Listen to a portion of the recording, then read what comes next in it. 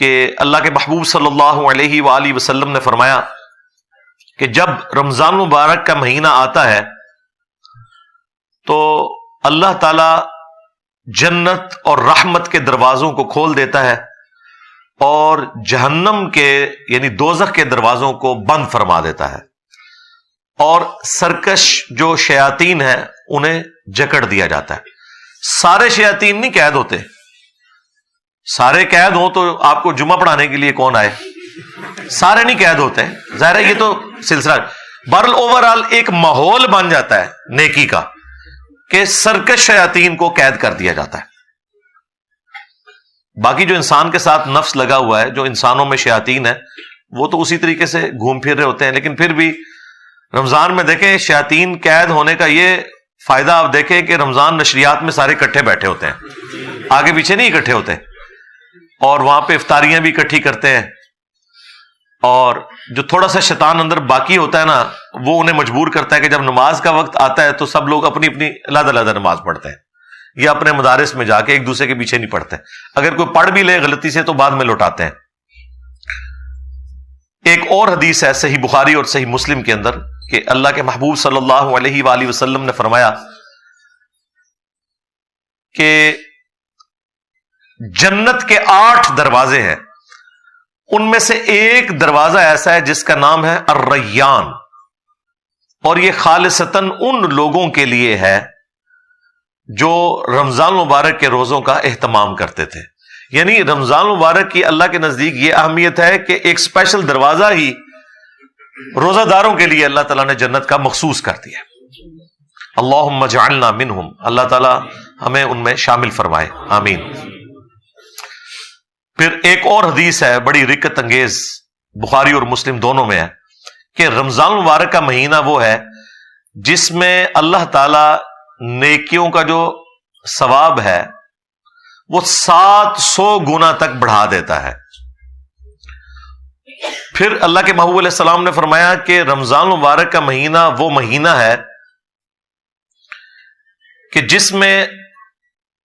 جو شخص روزے رکھتا ہے اس کے لیے اللہ تعالیٰ کی طرف سے یہ پیغام ہے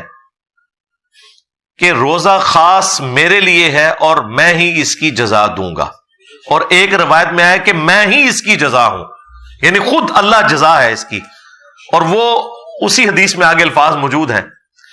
کہ روزہ دار کو 2 خوشیاں نصیب ہوتی ہیں، ایک دنیا میں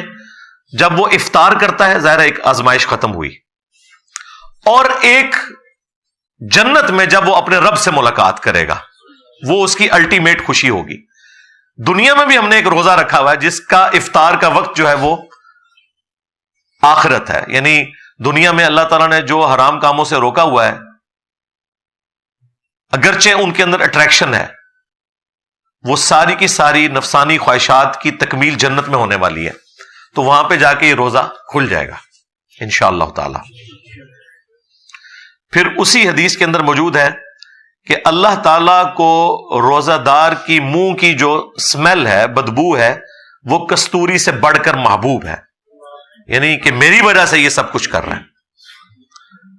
پھر اسی حدیث کے اندر الفاظ ہیں کہ نبی علیہ السلام نے فرمایا کہ اللہ تعالیٰ فرماتا ہے میرے بندے نے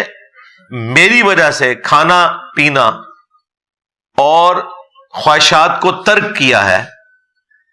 اس چیز کو یعنی اللہ تعالیٰ اپنے لیے خوشی کے طور پر ایکسپٹ کرتا ہے کہ میرے بندے نے میرے لیے اتنی بڑی قربانی کی ہے۔ پھر نبی علیہ السلام نے ساتھ فرمایا کہ روزہ دار کے لیے روزہ ایک ڈھال ہے، فحش اور گناہ کے کاموں سے بچو، اور اگر کوئی تم سے روزے میں جھگڑنے کی کوشش کرے تو اس سے جھگڑا نہ کرو، اور بس اتنا کہہ دو کہ میں روزے سے ہوں، تاکہ اگلے بندے کو بھی شرم آ جائے۔ ویسے بھی روزے کی حالت میں انسان کا دل ہی کو نہیں کرتا لڑنے کو، خصوصاً عصر سے لے کے مغرب تک، اس وقت تو کسی کی آواز بھی اچھی نہیں لگتی۔